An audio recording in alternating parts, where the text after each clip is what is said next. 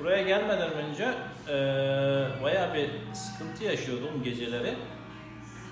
Yattığım zaman bayağı bir horlama sıkıntım vardı. Geldikten sonra, bu protezi aldıktan sonra bayağı bir rahatlama oldu. Sabahları erkenden kalkıyorum, dinç kalkıyorum, horlamıyorum. Vücut olarak daha rahatım. Gündüzleri bazen çok uykum geliyordu, artık o da yok. Açıkçası çok rahatladım ve çok iyiyim. Tuğrul Sayıp hocama çok teşekkür ediyorum. Buraya getirdikleri için de beni getiren arkadaşlara çok teşekkür ediyorum.